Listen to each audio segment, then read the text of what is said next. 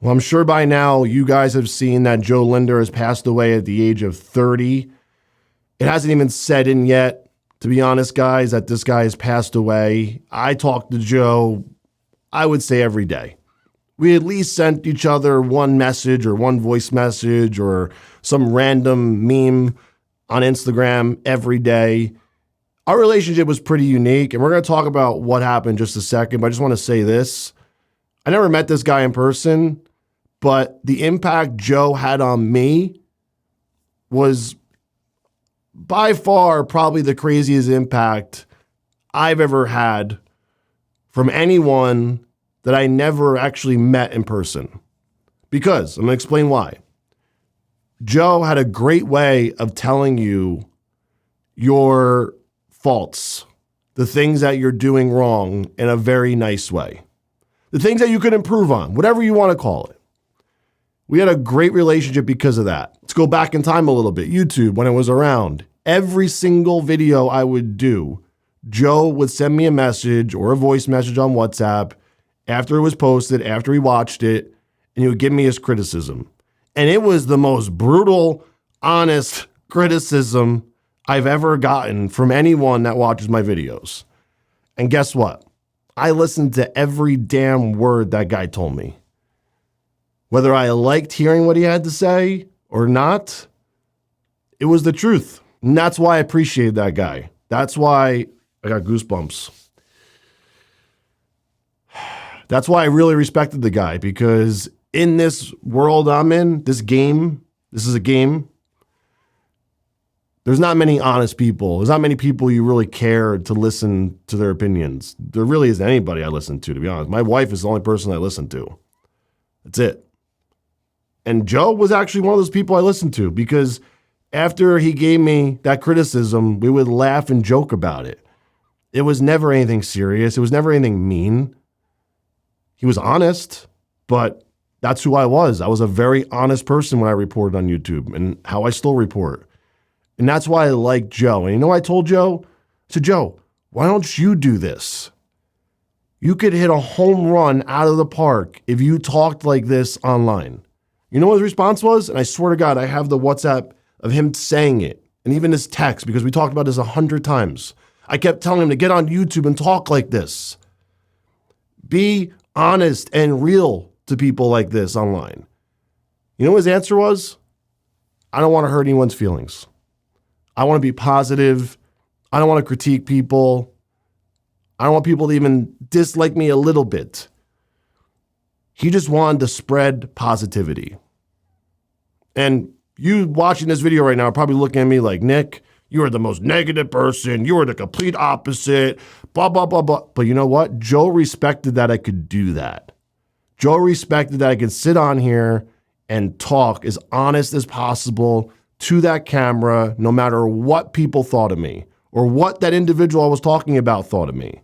That is why he respected what I did. He said he could never do that because he just didn't like to give that impression. He wanted to talk about how to help people, give people information, keep people happy, motivate them. That was Joe. Joe had the biggest heart that I've ever seen out of anyone that I've ever met before. Probably if I met him in person, I'd probably think the same way. But I'm just being honest with you guys. I never met him in person, so I can't sit here and say, yes, I love this guy because I met him in person. I got that vibe from him. I felt it. I felt his energy. I didn't have to meet Joe in person. I knew if I met Joe, he was the same guy I was talking to on the phone all the time. I actually talked to him on the phone Thursday. You know why? He was criticizing my IG reels because the captions were too low, and he said he couldn't read them. Let's talk a little more serious stuff now. Leading up to Joe passing away, he had this pain in his neck, which now we know what it is, or what it was. He had a blood clot. But days leading up to the gym, he kept telling the people around him, I'm going to remain everyone nameless, he had this pain, this dull, sharp pain in his neck. Didn't know what it was. He ignored it. Didn't get it checked out. And this is why this can happen to anybody. This has nothing to do with steroids, the lifestyle, his diet, the way he looked, how much muscle he has, where he's from, he's German, nothing. Anyone can have a blood clot at any moment and be dead. Anyone. Unfortunately, we just lost a guy that we all looked up to and we all loved. But days leading up to him passing away, he had this pain. Now, he was getting ready to go meet Noel Diesel, which is one of his close friends. I'm sure you guys know who Noel is. At the gym, he laid down with his girlfriend. You know, they're doing all the cute stuff, cuddling, you know, girlfriend, boyfriend stuff. They laid down together. Blood clot right to his brain, had a brain aneurysm, and that was it. Laying in bed with his girlfriend. That is how fast your entire life can be over. In an instant. Instantly done. And guess what? You don't have a time to say goodbye to anybody. You don't have time to say you love someone one more time. You don't have time to do that one thing that you love to do all the time. Joe was going to do what he loves. Go to the workout. Go to the gym with his friends. Go to the gym with his girlfriend. It was just another day. But that thing in his neck that he felt, coulda, woulda, shoulda, yeah, he could have. But we're all here, thank God, to sit here and talk about it. So if you have a pain like that, you feel something that's not comfortable, you're not being a hypochondriac for going to get it checked out. You're not being a pain in the ass to your girlfriend or your loved ones or your friends if you don't feel good or you don't feel like something feels right. Just go get it checked. What's the worst case scenario?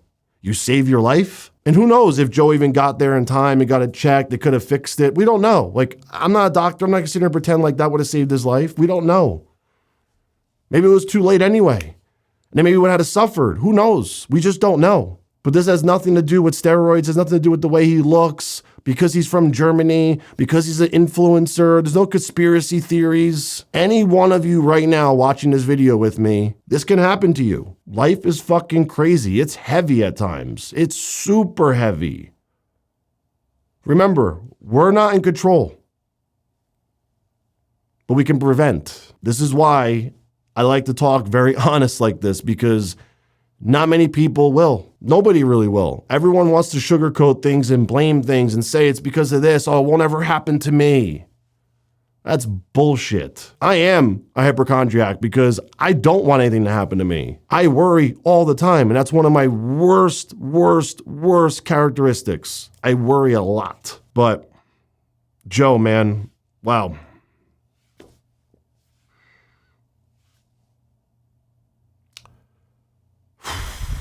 That's heavy. It's heavy. Be respectful. Once again, look out for each other. Be kind to each other. Yeah, I'm brutally honest on here. I'm rough. I admit that. I'm very rough. But this is just me. And if you worry and you are a hypochondriac about your life, you don't want to get hurt, that's just you too. Don't be mad at someone for being who they are. Don't be mad at someone because they worry. Don't get frustrated with people because they act a certain way or do certain things that you're not fond of. Accept the person for who they are. If you want to be around them, if you want to watch them, you could choose that. Rest in peace, Joe. Fuck.